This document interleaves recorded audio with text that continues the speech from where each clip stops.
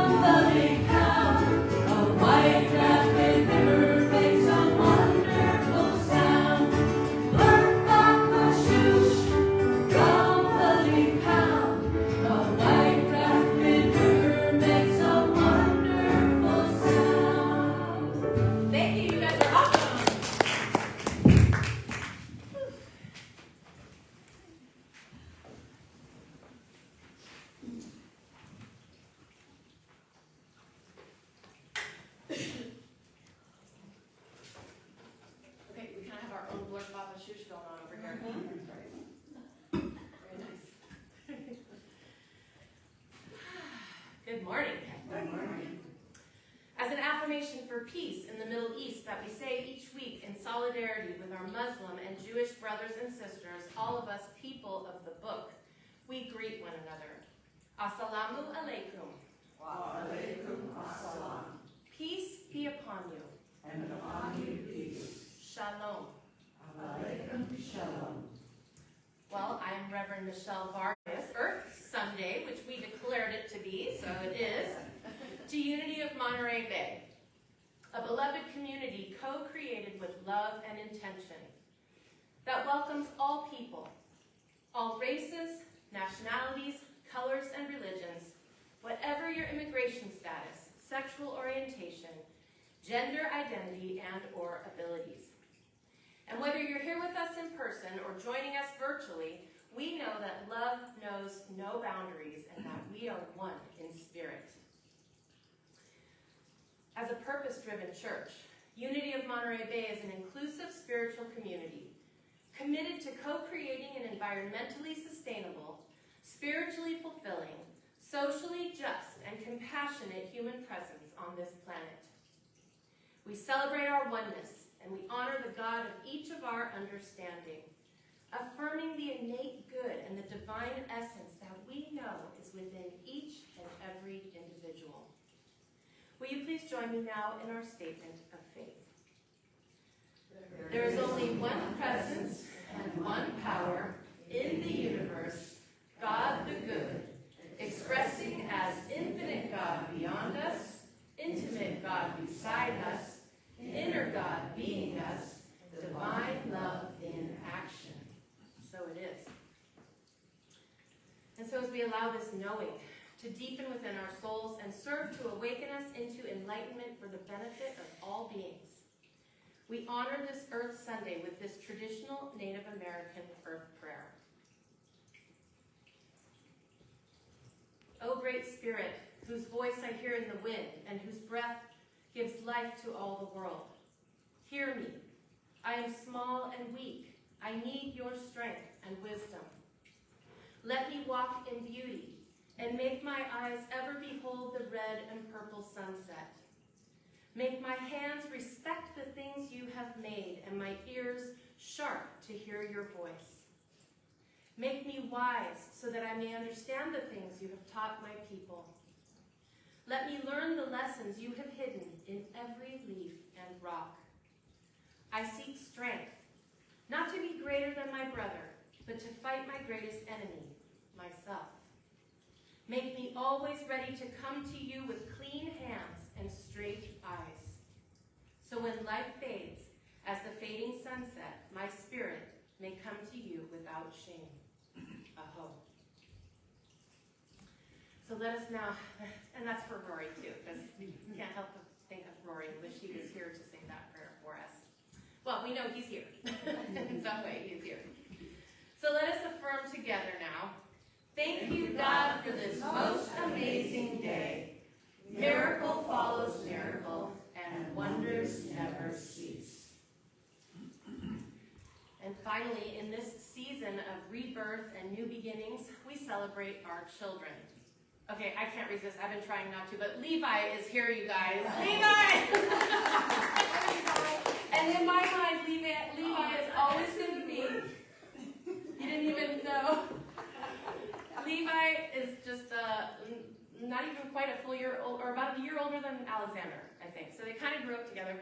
And in my mind, he's a handsome young man now going out in the world. But in my mind, he's this little boy that used to go crazy when we did the Bubbles Me Over song. Remember that?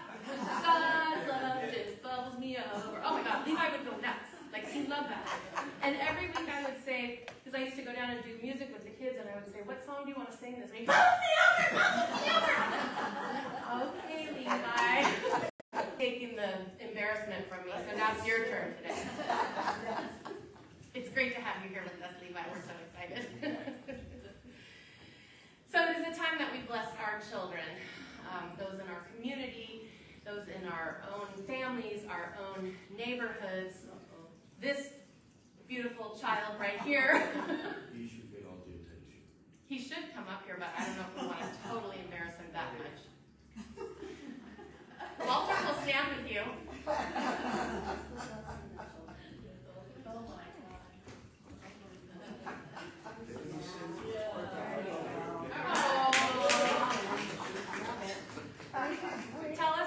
your girlfriend's name? Mia. Mia. Mia, welcome. We're so glad you're here. We put you on the spot, right? Yeah, we put you on the spot. But I know you want to know a little bit about Levi's, growing up years and everything. So, all right, stop arranging them. Every week when Levi was growing up, he came up here and heard this blessing that we're going to do. And I know that that has shaped who you are, Levi, as I know it has also shaped who my son is. So, with that, we love you, we bless you, we appreciate you, just the way you are.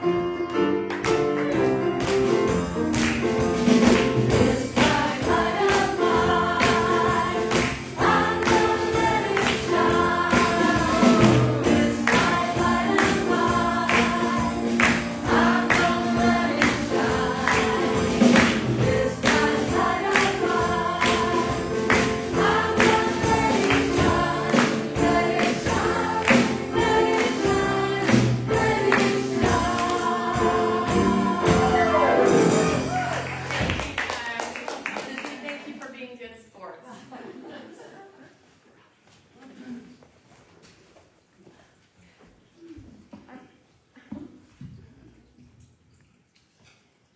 Taking a deep breath in and letting it out with an audible sigh, we set ourselves to embrace this blissful inner connection with Spirit and invite the chime to call us into this sacred space within.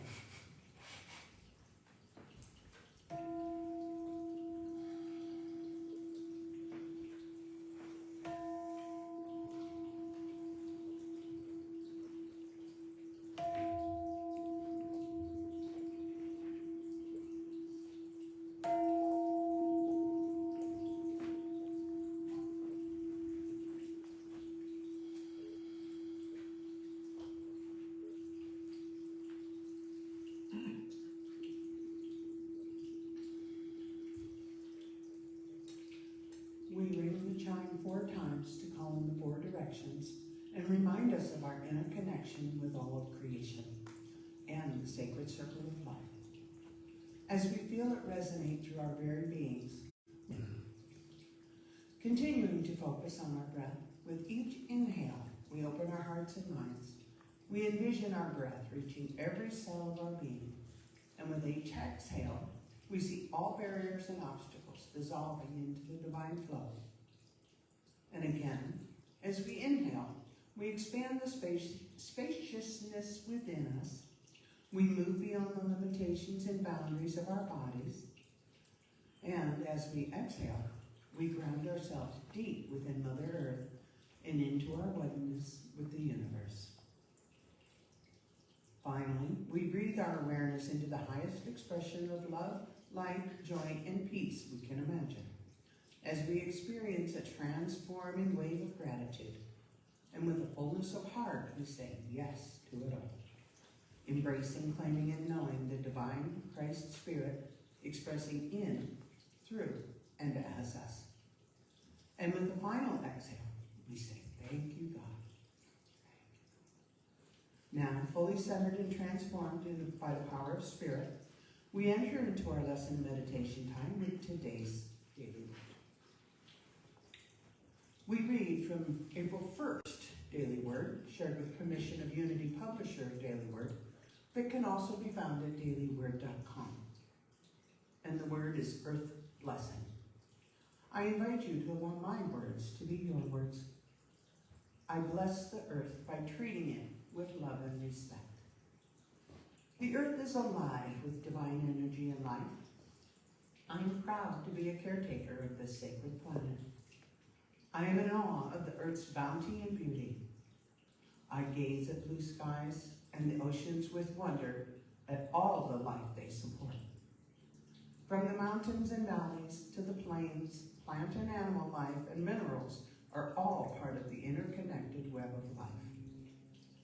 With love and appreciation, I bless the earth and all its inhabitants and dedicate myself to its future. I join with people around the world as keepers of the planet, responsible for maintaining its sustainability and improving its viability. I do my part to be a good steward of its resources. We are one, the planet and its inhabitants. My prayer of grateful thanks blesses the earth. And from the scriptures, God saw everything that he had made, and indeed it was very good. Genesis chapter 1, verse 31.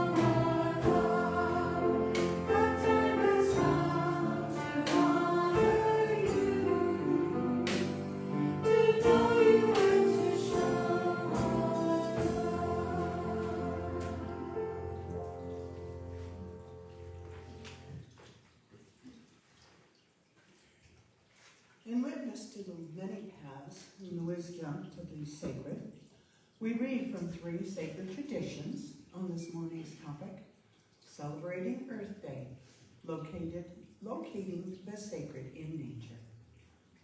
From the Shinto, even in a single leaf of a tree or a tender blade of grass, the awe-inspiring deity manifests itself. From an American indigenous thoughts, humankind has not woven the web of life. We are but one thread within it. Whatever we do to the web, we do to ourselves. All things are bound together. All things connect. And from Judaism, Christianity, but ask the animals, and they will teach you. The birds of the air, and they will tell you. Ask the plants of the earth, and they will teach you. And the fish of the sea will declare to you. Who among all these does not know that the hand of the Lord has done this? In his hand is the life of every living thing and the breath of every human being. Job chapter 12, verse 7.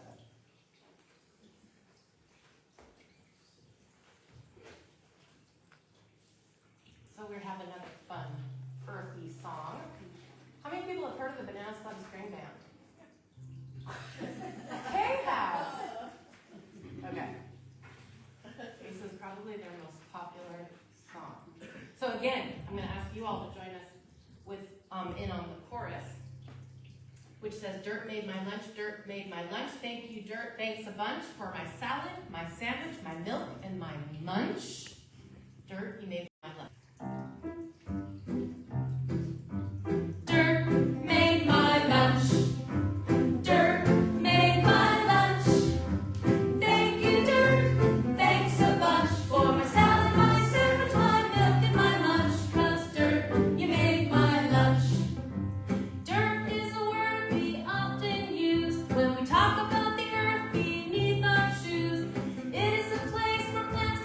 Their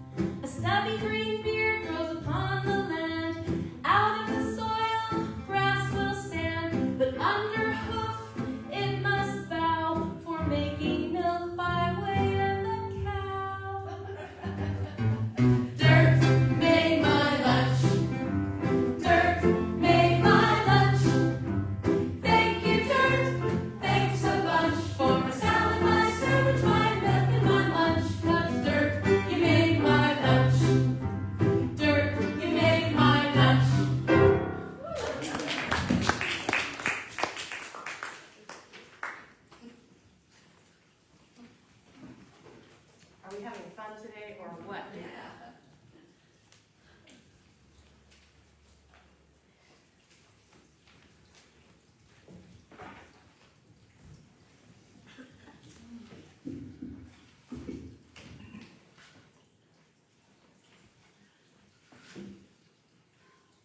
So there's a little story behind that song.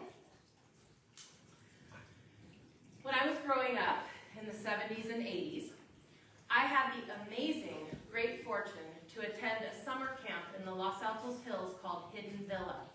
Villa is, and how much it meant to me as a child. It almost makes me get choked up to just talk about it. The land that Hidden Villa is on was first purchased by Frank and Josephine Duveneck in 1924. And what the Duvenecks did was they preserved the surrounding wilderness, and they managed the farm as a daily ranch, and they made their home a hub of social activism in the 20s. These are people that are far ahead of their time. Then, during World War II, the Duveneck family sheltered refugees fleeing from the Nazis. They assisted Japanese American families that were returning from internment camps. And they established the first racially integrated residential summer camp in the country in 1945. At that time, that was a really big deal. It's hard for some of us that are younger to imagine, but it was a big deal that they had Japanese kids there with non-Japanese kids. It was a really big deal back then. By the time I got to Hidden Villa in the late 70s, it was a place, again, that was far ahead of its time. They were already into all of these things like recycling and reusing and composting. And the camp was made up of kids from all races and cultures and religions and socioeconomic backgrounds. Do you all know where Los Altos Hills is? So we had kids from Atherton, like the hoity-toities, and then we had kids from East Palo Alto. And I was coming from San Jose, and we were from all different backgrounds. So it was basically a diverse, anti-war, pro-environment, and pro-conservation little woke mecca amidst the affluence of the Los Altos Hills. I attended that camp at Hidden Villa from age 8 until 14. First, I was a resident camper where you stayed in cabins. And then when I became a teenager, I participated in their, it was called the Bay to Sea program. And what it was we started, you know where Shoreline Amphitheater is? There in the wetlands. We started there at the bay. We would get a bottle of the water from the bay. And we hiked all the way across all the ridges, all the mountains, to get to Año Nuevo on the coast. And we had a lot of Native American influence in our camp, so there was a ritual where we poured a little of the water out each day. It was part of our thing that we did there. And we would end up at Año Nuevo, taking 2 full weeks to make the trip. Thinking back, I'm thinking like, those counselors must have been just angels. 12 dirty, stinky teenagers, and we backpacked, we didn't have tents or anything. We slept out in the open with a sleeping bag and a pad. We brushed our teeth in the spigot. We used porta potties for days on end. I mean, it was crazy. We cooked and carried our own food. And so, obviously, I learned a lot about the natural world from those experiences, and about environmentalism and conservation. And I also, because Hidden Villa is a working farm, I also learned about farms. So, suburban kid, wouldn't have really had an opportunity to do these things. But at that camp, I learned how to ride and groom and feed a horse, how to slop a pig. I'll give you one hint, you gotta do it fast, and get the heck out. How to milk a cow, feed chickens, and of course, shovel and clean up manure. And I also learned about gardens and growing food and organic gardening and all of that. Now, every night at camp, it was a 2-week camp, the whole camp would gather around a campfire, someone would play guitar, and we would sing all these folk songs from the 60s and 70s, Dust in the Wind. It was so much fun. But our favorite, we would also sing all these environmental songs, right? So we were like learning a lot at the same time. And our favorite environmental songs were the songs by the Banana Slug String Band. And our very favorite song was Dirt Made My Lunch. Every kid that has ever gone to Hidden Villa knows the song Dirt Made My Lunch. Dirt Made My Lunch is a song that has literally taught generations of kids that food comes from the earth, not from the grocery store. What an impact. And the song, Dirt Made My Lunch, also went along with our favorite saying at Hidden Villa, which was, they had cows in a pasture. And so our favorite thing to do would be to point at a cow patty and say, "Strawberry milkshake." And when people would look at you like you were nuts, you would explain to them how the manure was used to fertilize the crops, to grow the strawberries, and to grow the hay that fed the cows who made the milk. And that's where you get a strawberry milkshake from. I mean, this blew my mind at 8 years old, okay? But that was their thing. That's what they wanted us to understand, where things came from. What so basic, but what a gift that a lot of suburban kids probably didn't get. And I was very fortunate.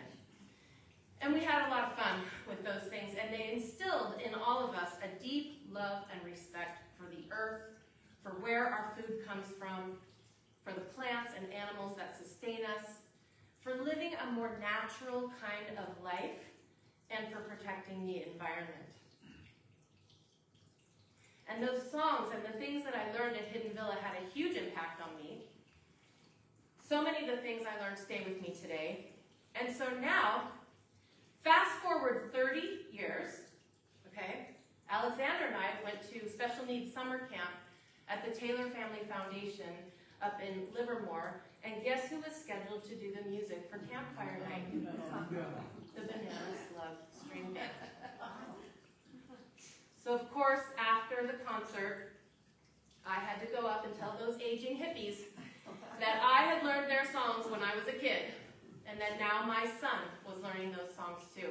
And I was able to tell them what a difference their music had made in my life, and I knew in many others' lives as well. So that was a really cool full circle moment. They are still making music, they're still doing concerts, so you can find them online, and they even do, like, it's hard to describe to you the impact that this camp had on me. I know that going to that camp at a young formative age completely shaped my worldview, my moral foundation, and basically my personality too. To this day, I'm a folk music loving environmentalist nature girl. So I'm the kind of girl that if I'm hiking and I see a snake, I'm more interested in talking to it and taking its picture than worrying about if it's poisonous. And I grew up in California where the only poisonous snake, it's actually poisonous is not the right word, it's venomous. The only venomous snake we have in California is a rattlesnake. So I grew up like, if it ain't a rattler, it's cool, right? Well, when I was in seminary, I went hiking a lot between classes because the village has a lot of acreage of property. And I saw a snake. So I was like, "Hi, Snakey." And that's how I can't stop. I can't help it. That's how I talk to all animals. "Hi, Snakey." Took its picture, went back to class and showed it to my classmates, and they're like, "Michelle, wait, what was it? A copperhead?" Some kind of highly venomous snake that I was talking to and taking its picture. So that's me. That's what I do. I'm the kind of girl who, if when I'm hiking, I see poop on the trail, or an owl pellet. You know what an owl pellet is? When they grow up their I gotta get a stick and pick it apart so I can see what it ate. This is what Hidden Villa did to me. I'm always looking for tracks on the path so I can see who's been there, what kind of animals have been there. I get excited when I see a banana slug. Michelle knows this. She's been hiking with me. I go out of my way to avoid stepping on a stink bug. I call all lizards Lizzie. And I talk to plants, birds, and animals. And I'm a tree hugger. And it's extremely satisfying to teach these things to Alexander and see him become someone who also talks to plants and trees and animals. And as we were hiking earlier this week, announced to me that the roly-polies are all out right now. That the roly-polies are his friends. And when we stopped for lunch, spent most of lunch talking to a blue jay who just wanted his sandwich. But he was talking to him, he calls the blue jay his friend. They're all his friends. And you may have heard me tell this story before, but when Alexander, because of how Hidden Villa shaped me, when Alexander was little like this, I would say, Alexander, the grass is waving at you, it's saying hi. Well, to this day, when he sees grass, he says, it's saying hi to me, Mommy. And I say, yes, it is. And I'm so grateful that I was given that gift of having a deep love and respect for the natural world instilled in me from a young age. And it would go on to affect a lot of the choices that I would make in life, like the choice to attend UC Santa Cruz, home of the banana slugs, go slugs. I mean, my dorm room had a view of the ocean, and my walk to class was through a redwood forest. It was a no-brainer for me. And the decision that I've made in my life that having enough time to spend in nature was more important to me than making a lot of money or having a lot of accolades or glory. And ultimately, my choice to start Church of the Wild, which is a ministry whose purpose is to help people come back into full relationship with nature, to take our rightful place in the web of life, and to learn to honor and locate the sacred within nature. Maybe one of the greatest gifts that nature has to give us is the opportunity to experience awe and wonder. Do you remember last year when we did, I think it was last year, we did a series on awe, and we used this wonderful book called Awe, the New Science of Everyday Wonder and How It Can Transform Your Life. And it was written by a man called Dr. Keltner, and he's a scientist who, before he wrote this book, had been teaching groups of people, like in corporations and stuff, how to find more happiness in their life. He'd been doing that for decades. And so he was like the happy doctor, right? And he did some research which showed that the number one thing that people reported that consistently was connected to happiness was having the experience of awe. And of course, one of the easiest ways to have an experience of awe is to be in nature, right? Taking the time to get out in nature is obviously not only good for us physically, mentally, emotionally, and spiritually, but it literally can make us happier. Isn't that what we all want? Stopping to wonder at the beauty of a wildflower or the grandeur of a redwood tree or the magnificence of the ocean, it takes us out of ourselves, right? Because we're all up here all the time. It takes us out of that, and it triggers chemicals in our brain that create happiness. Thank you, nature, right? And also, it goes farther than that. Research has found that experiences of awe make us more curious and more receptive to new experiences and ideas. That's always good. Awe helps us transcend our egos. Always need help with that, right? I mean, nature is humbling, right? It's hard to feel like you're all that when you're looking at this 2,000-year-old tree that is clearly a lot more all that than I am. It helps us connect with the larger unifying forces of life. It fosters humility, connects us with each other, encourages us to be kind and compassionate, and even, the research shows that experiences of awe even support our instinct to be collaborative with one another. So basically, getting out in nature and experiencing awe and wonder pretty much makes us better people. In addition to invoking awe and wonder,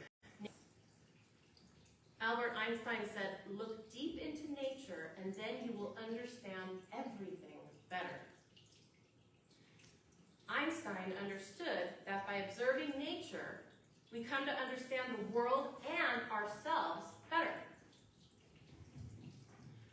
One of the most powerful things that nature teaches us is the truth of our interconnectedness.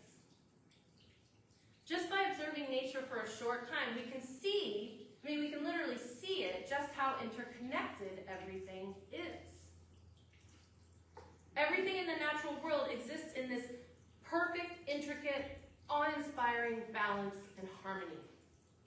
And spending time in nature can help us to understand our own place within that delicate balance. Our rightful place. Not up here at the top of this pyramid thing, right? But where do we actually belong in that web of life? I think that our spirits long to locate ourselves within the sacred web of life. And to know where we belong and to know how we're connected to everything else. I think that's a big part of our problem and our epidemic of depression and all these things is that we are disconnected from our place in the natural world. One man who deeply understood our need to be connected to nature and understood the interconnectedness of all things was, of course, the great John Muir.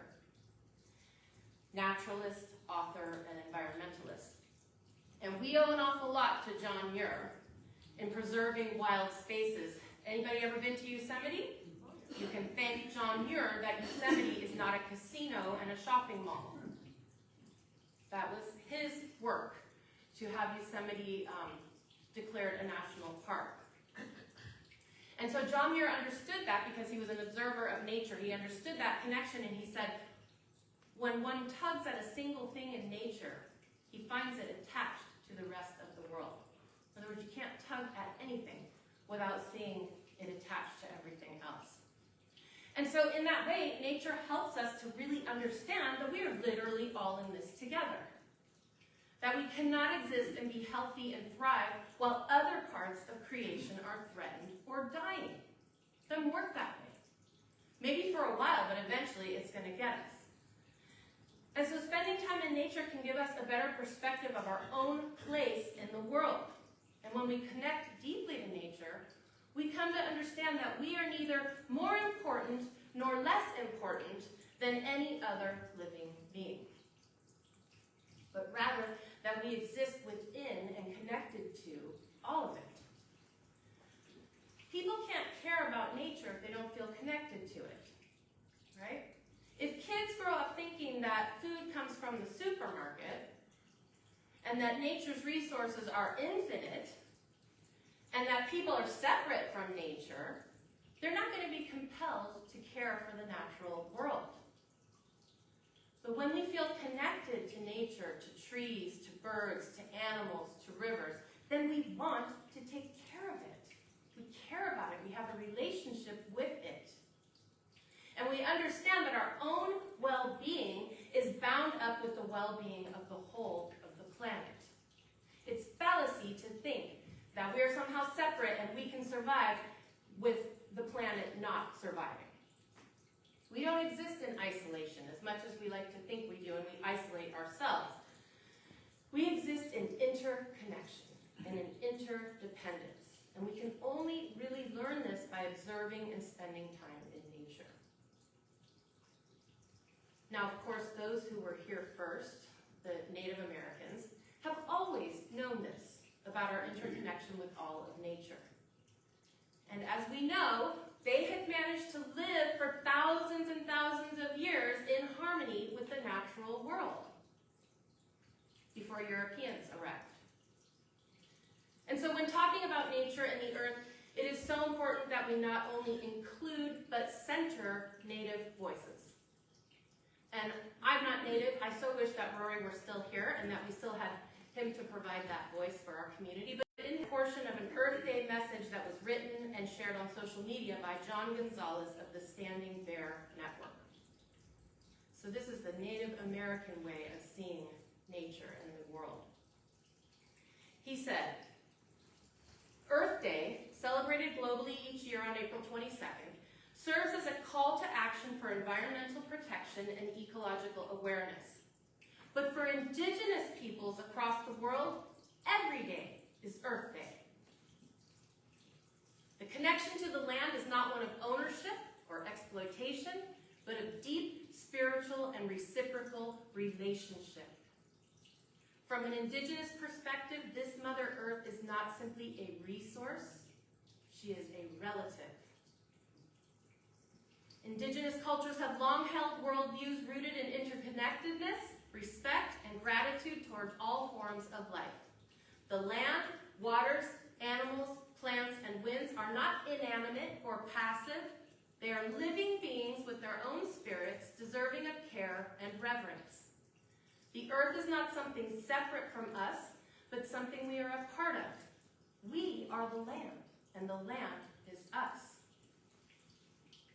And then he goes on to say that Earth Day offers us an opportunity to listen, to truly hear the voices of indigenous peoples who have been the caretakers of the earth since time immemorial.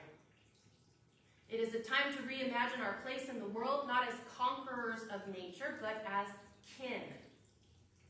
Reciprocity, respect, and relationship must guide our efforts to heal the planet. And then he ends it by saying, in the words of many elders, and I always thought it was interesting that Vicky's last name was Elder, but anyway, apparently that's not a native name, but it should be. He said, the earth will provide if we listen. On this Earth Day and every day, may we walk gently with humility and gratitude and follow the leadership of those who have always known how to live in balance with the land.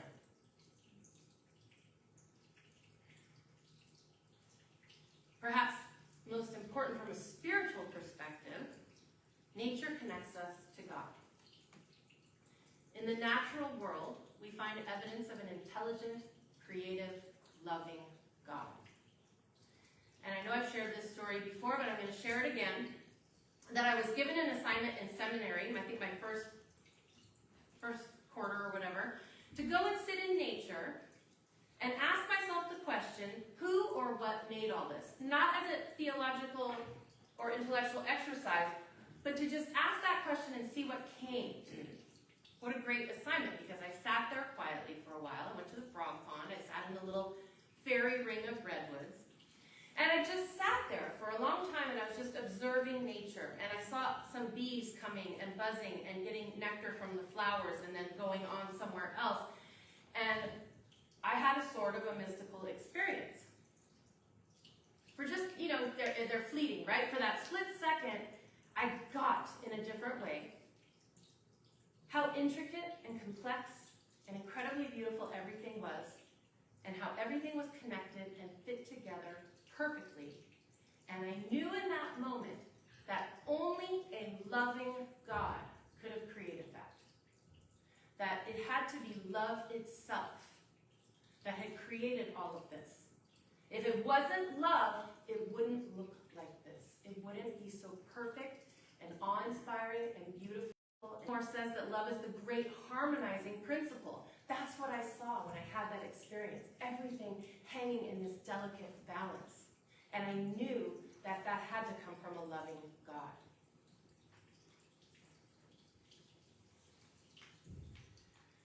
Pope Francis, who died this week, and whose life and teachings the whole planet is currently remembering and celebrating, was also a friend to the environment.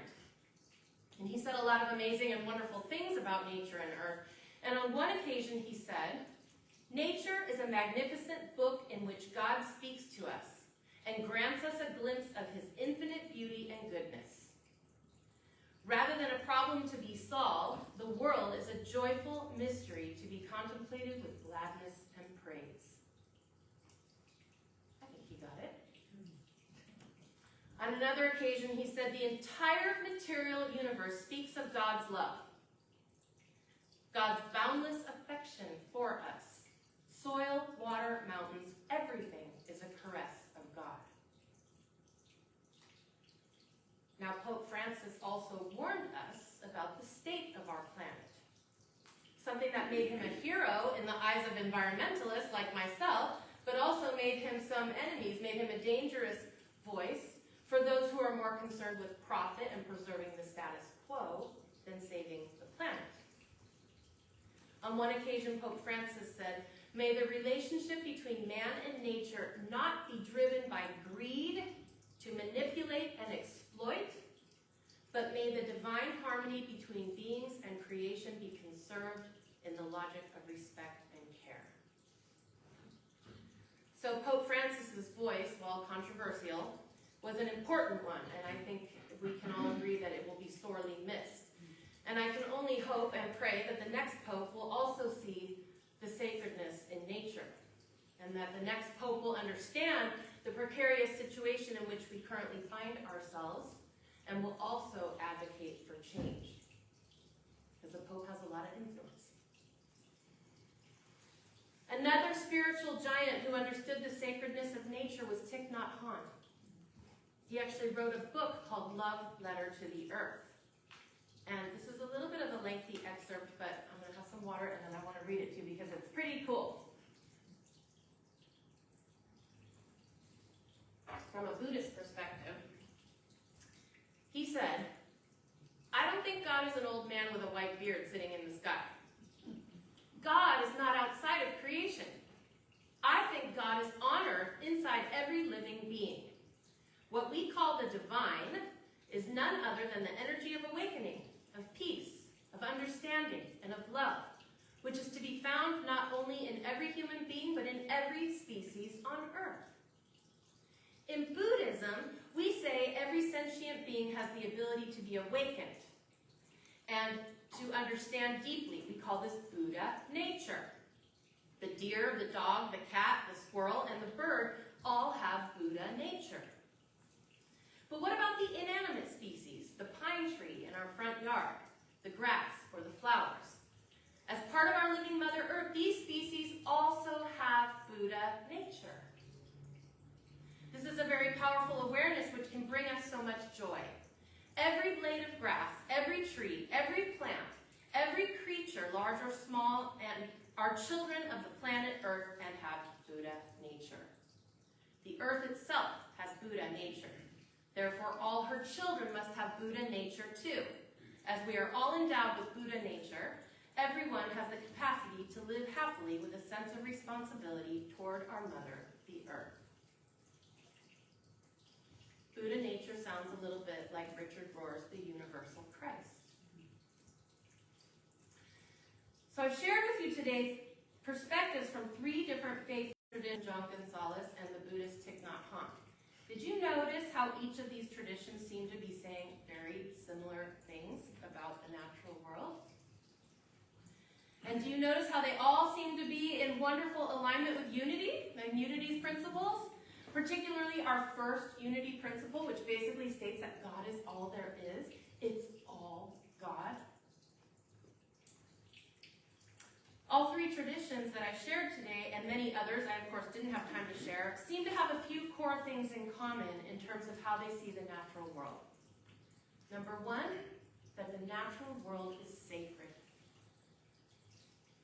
Number 2, that the natural world is imbued with God, with divinity. And number 3, that we, God, and the natural world are inseparable, that we are interconnected. And 4, that our own happiness and well-being is inseparable from the happiness and well-being of all other beings. Our responsibility to care for the earth and to preserve the environment, to treat all of the planet's inhabitants with love and respect is not woke. I'm so tired of hearing that. It's not lefty, radical. These things are deeply spiritual. These are not political. They can become political issues, but this is a spiritual thing. And we can't ever hope to know God until we learn to see God in everything, in all of creation. And we can't hope to really, truly grow spiritually ourselves and find our place in that natural world until we embrace our connection with all of creation, with all beings. And we cannot ultimately survive or thrive without becoming deeply committed to and intimately involved in caring for the earth.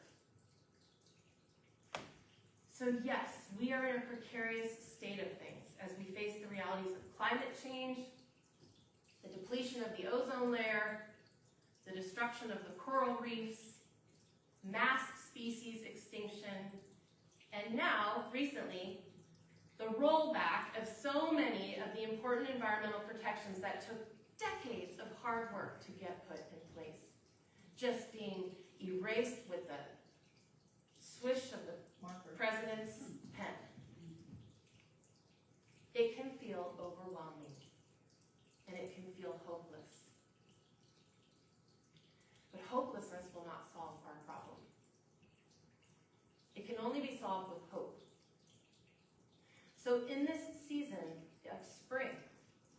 renewal, of reemergence, and of reawakening that we are in right now. And if you're out there, you're seeing it happening everywhere, right? I invite you to hold on to hope. And if you're not sure where to find that hope, just look to nature. You can see it everywhere. It's all around us. It's all around you. Places that just a few months ago were dry and brown and brittle are now green and lush and thriving with life. Trees and plants that just a little bit ago were shriveled up and barren are now filled with blossoms, with new growth, with birds, with bees. Everywhere you look, life is renewing itself, demonstrating its great resilience and its ability to overcome. So as you see those deer fawns leaping behind their mothers, or marvel at the wildflowers growing along the highway, the lupin is amazing this year. Or yesterday we drove by and there are little goslings in the Lake Elistero. As you see those things, first make sure you see them. Don't drive past them. Make sure you notice them. And then when you see them, let them be beacons of hope for you. That life always finds a way. You remember in Jurassic Park? Life always finds a way. So just as we celebrated the resurrection of Jesus last week, we celebrate the resurrection of life this spring right here in our own community, in our own backyard. Let nature anchor you in a hope so strong that it cannot be broken. Let nature teach you about your own sacred place in the great web of life. And let it instill in you a deep knowing of the truth that life in all its forms, both material and spiritual, is eternal.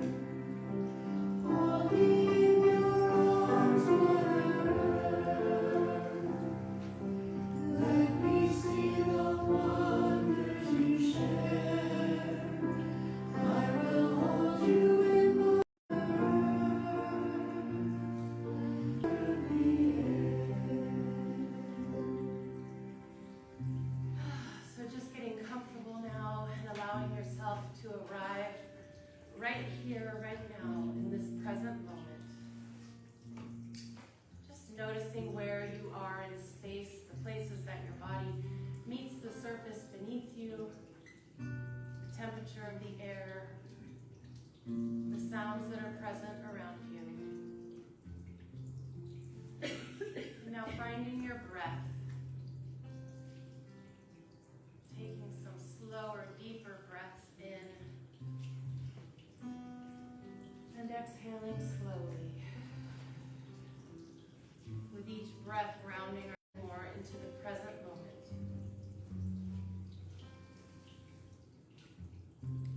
And just present in this moment. Nowhere to go, nothing special that you need to. Allow yourself to just practice being.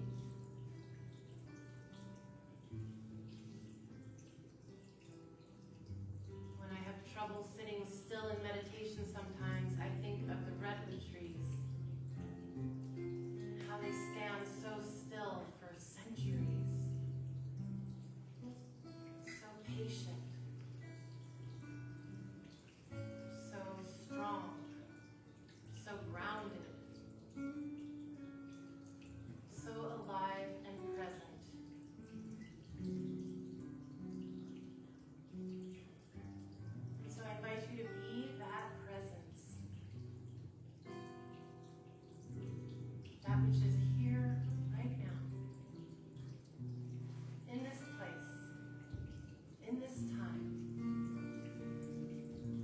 body breathing.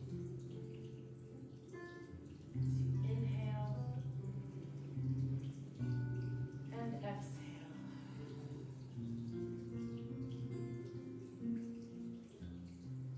Receive these words from the poem The Peace of Wild Things by Wendell Berry.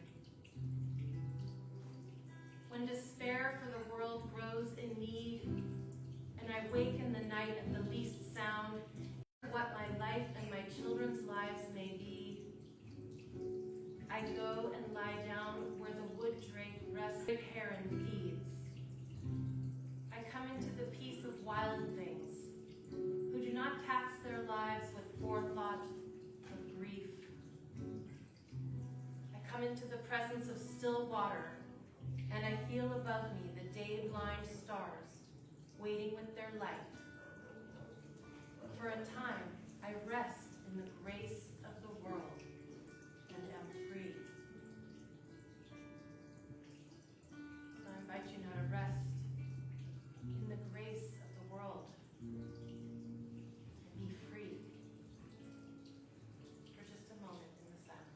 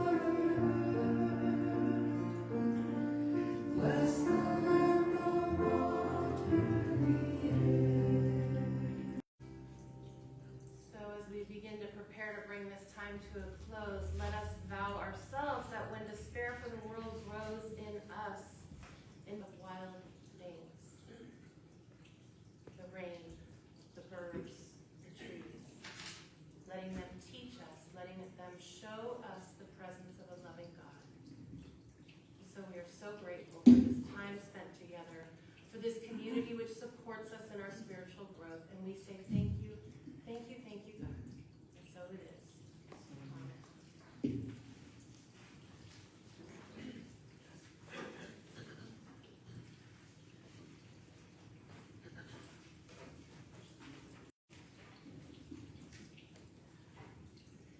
Unity of Monterey Bay is the collective conscience, our time, treasure, and talent in order to sustain this spiritual community that is dedicated to transforming lives.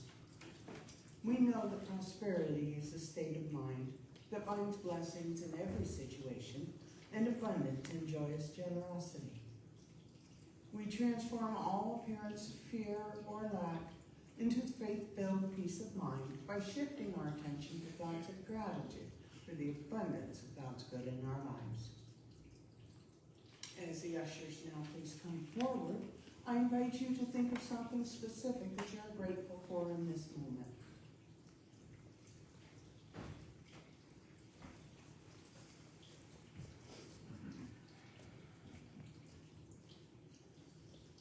And now, with our hearts and minds overflowing with gratitude, we breathe into the divine flow of God's good, trusting that we are enough, that we have enough, and that there always is enough to both have and share.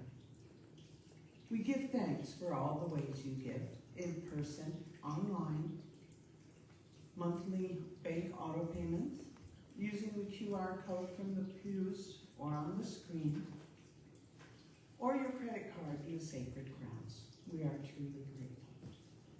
We ask that everyone join in faith and gratitude as we pass the offering baskets this morning by holding and blessing the basket as it passes to you. And now, please join me in our offertory blessing. I am an open channel for God's infinite good. Divine love flowing through me blesses and multiplies everything I give and everything I receive. Blessed and a blessing. Thank you, God.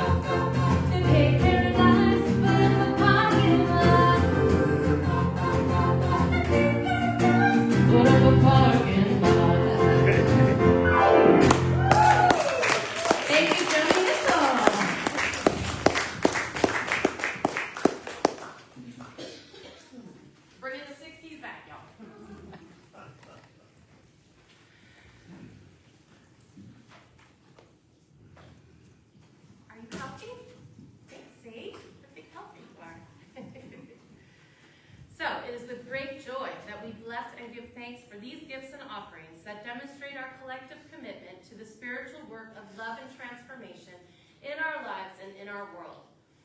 We dedicate this offering, our lives, and this ministry to more fully expressing the Christ life that is the truth of our being, and inviting all people to know God's love.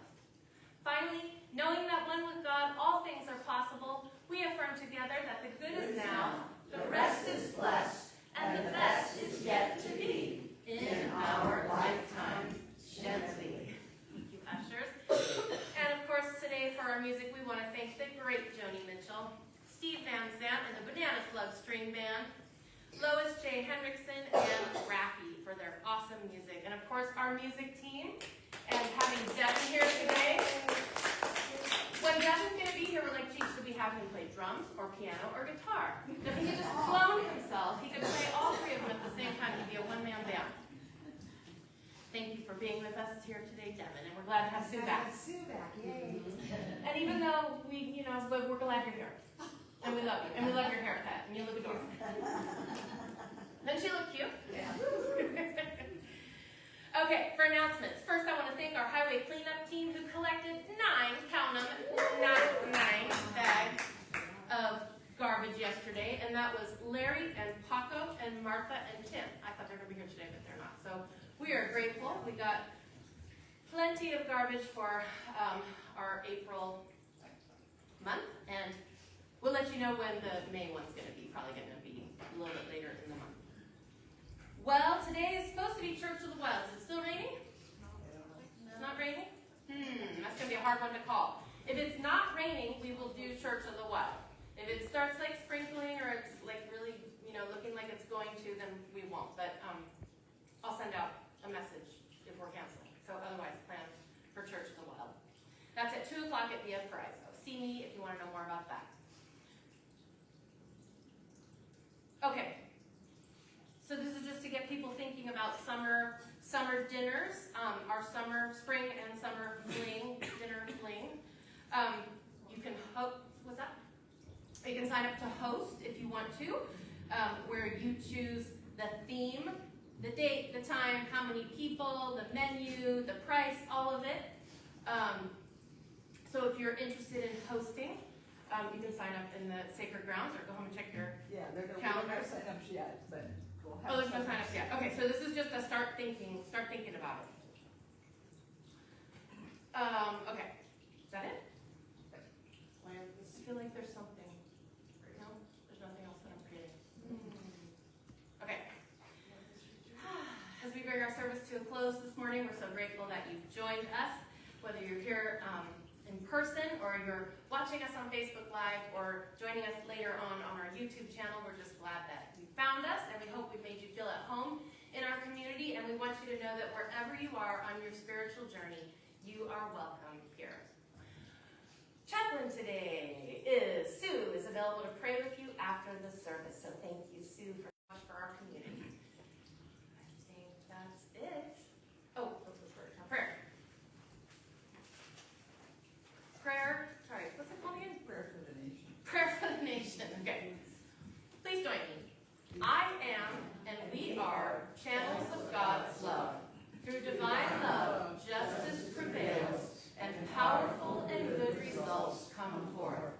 I trust the activity of God within myself, all people, and all situations. I give thanks for divine intelligence and divine grace, operating and expressing fully in all people in our country, government, and world.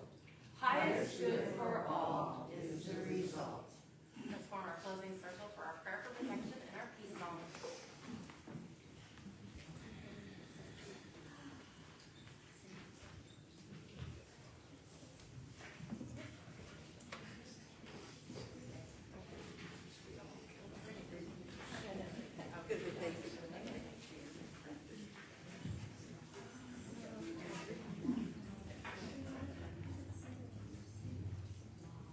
You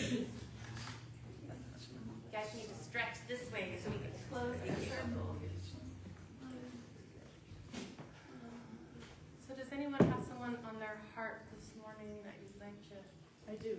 Oh, okay. Fiona, still, she's lost both of her legs now as a result of her illness.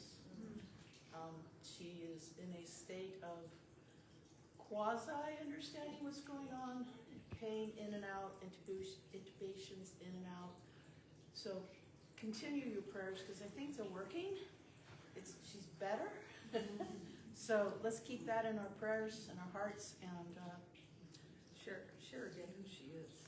she's a gal that my granddaughter is friends with, who was in the play, was one of the lead in the plays, and then on Monday she went to school, was fine. Tuesday she sent home because she had a fever, and Wednesday she was in emergency flown into Stanford.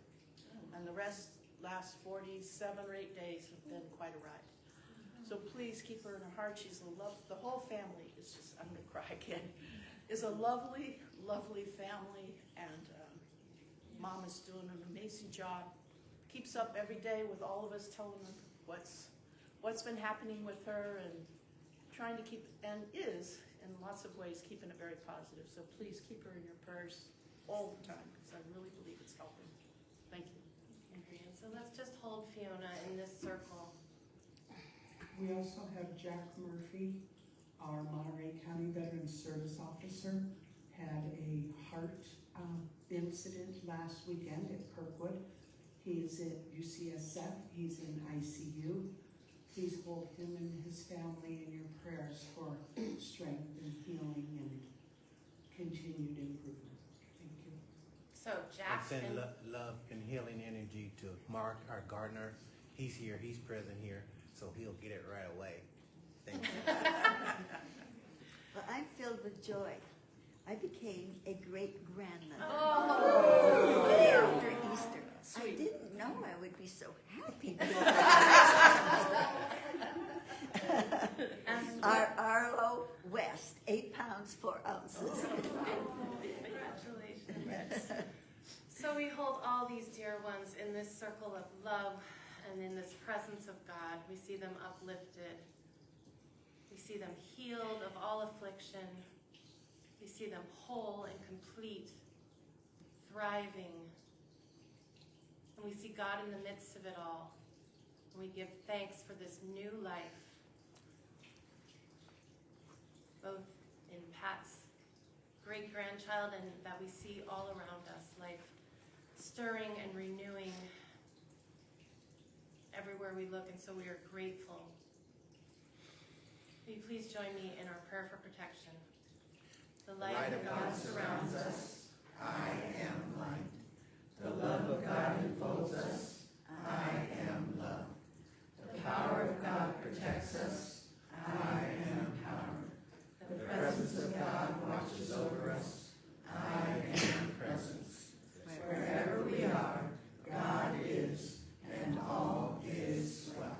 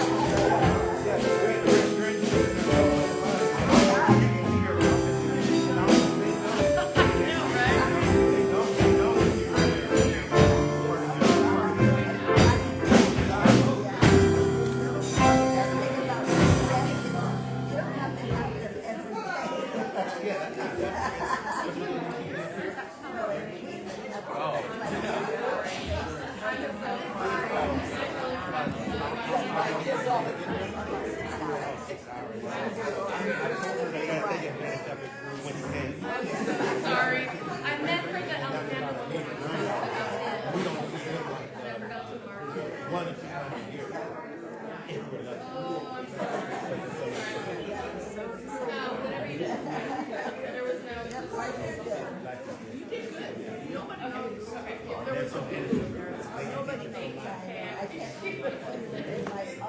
I know.